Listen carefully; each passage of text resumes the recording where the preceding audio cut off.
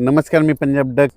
तर राज्यातल्या शेतकरी सांगू इच्छितो की राज्यात सध्या तरी असा खूप मोठा पाऊस नाही.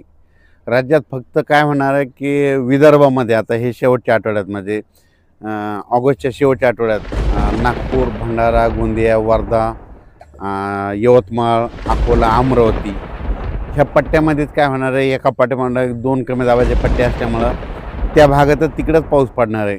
ते पाऊस आपला इकडं महाराष्ट्राकडे येणार नाही, आपलं मराठवाड्याकडं पश्चिम महाराष्ट्राकडे येणार नाही, म्हणून हा अंदाज लक्षात घ्यायचा. ते पाऊस विदर्भालाच पडणार आहे. म्हणून विदर्भातल्या शेतकऱ्यासाठी ही आनंदाची बातमी. म्हणजे जवळपास सांगायचं झालं तर या शेवटच्या आठवड्यात देखील भंडारा, वर्धा, गोंदिया, चंद्रपूर, यवतमाळ, वाशिम, हिंगोली, इकडं अकोला, अमरावती, चंद्रपूर, गडचिरोली ह्या परिसरामध्ये शेवटच्या आठवड्यात पाऊस आहे, म्हणून हे लक्षात घ्यायचं.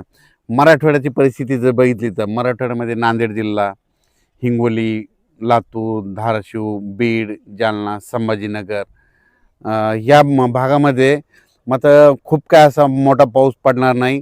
म्हणून शेतकऱ्यांनी ज्यांच्याकडे पाण्याची व्यवस्था असेल तर तुम्ही तुमचं धन सुकत असेल तर तुम्ही तुमच्या पाण्याची व्यवस्था करू शकता.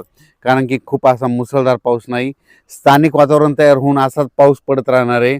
म्हणजे एवढे 10 दिवस म्हणजे 1 सप्टेंबरपर्यंत म्हणजे असाच विखुरलेल्या स्वरूपात मराठवाड्यामध्ये बीड जिल्हा झालं, लातूर जिल्हा झालं, जालना जिल्हा झालं, संभाजीनगर, नांदेड, हिंगोली, लातूर, धाराशिव ह्या जिल्ह्यामध्ये काय होणार, असाच विखुरलेल्या स्वरूपाचा तुरळक ठिकाणी पाऊस पडणार आहे. सर्वदूर काय पडणार नाही, म्हणून हा अंदाज शेतकऱ्यांनी लक्षात घ्यायचा.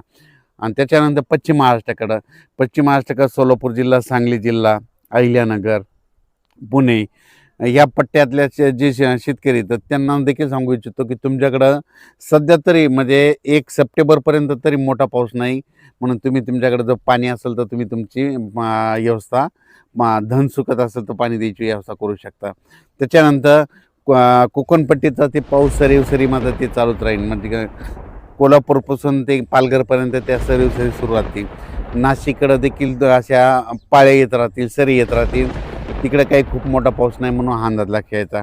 त्याच्यानंतर इकडं नंदुरबार जिल्हा, धुळे जिल्हा, जळगाव जिल्हा आणि हे बुलढाणा जिल्हा तिकडे काय होणार आहे, ह्या शेवटच्या आठवड्यात एका पाठोपाठ 1-2 कमी दाबाचे पट्टे जात असल्यामुळं शेवटच्या आठवड्यात मात्र त्या धुळे जिल्हा, जळगाव जिल्हा, नंदुरबार, बुलढाणा, अकोला, अमरावती ह्या पट्ट्यामध्ये काय होणार आहे, त्या परिसरामध्ये पाऊस पडणार आहे, म्हणून हा अंदाज लक्षात घ्यायचा.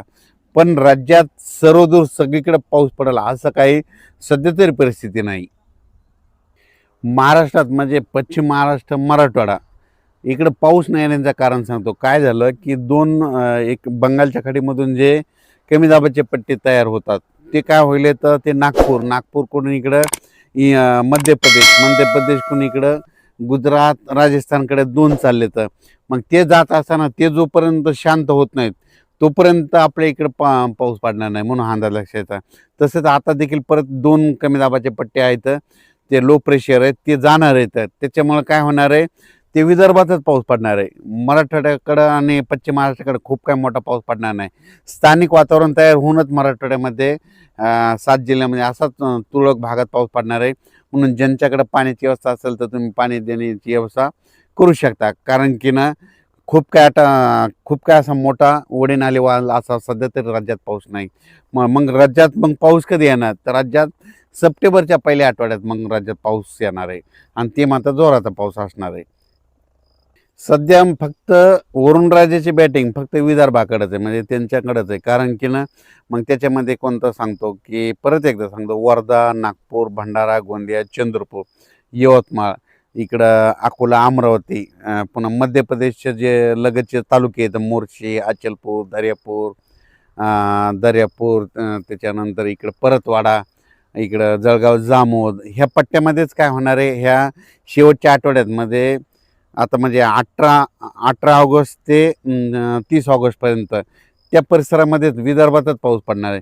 परत एक कमी दाबाचा पट्टा तयार होईल, ते बी विदर्भात पडेल. पण त्याचा पाऊस खूप लय झालं तर ह्या शेवटच्या आठवड्यात काय होईल की नांदेड जिल्हा एक घेईल, त्याच्यामध्ये हिंगोली एक घेईल, त्याच्यानंतर परभणी जिल्ह्यात काय भाग घेईल. म्हणून तिथपर्यंत परभणी जिल्ह्यातच येईल. त्याच्या पुढं काही ते पाऊस सरकणार नाही, कारण की ते पाऊस तिथून तिथंच स्थिर होऊन जाईल. राज्यात सध्या तरी खूप काही असा मोठा पाऊस नाही, कारण की ज्यांच्याकडे पाण्याची व्यवस्था असेल तर तुम्ही तुमचं पाण्याची व्यवस्था करू शकता. कारण की खूप असा पाऊस मुसळधार पाऊस पडणं, ओढे नाले वाहतील, तसा काही राज्यात सध्या पाऊस नाही म्हणून हा अंदाज लक्षात येतो. तसा पाऊस येईल महाराष्ट्रात, ते येईल फक्त पुढच्या सप्टेंबरमध्ये, सप्टेंबर-ऑक्टोबरमध्ये. तोपर्यंत शेतकऱ्यांना आपण आपल्या पिकाची काळजी घ्यायची. फक्त सध्या पाऊस राहील, फक्त विदर्भातच पडणार आहे म्हणून हा अंदाज त्या विदर्भातल्या शेतकऱ्यांना लक्षात येतं. आणि विदर्भवासियासाठी आनंदाची बातमी, कारण की तिकडं वरुणराजाची बॅटिंग आता सध्या विदर्भाकडे आहे.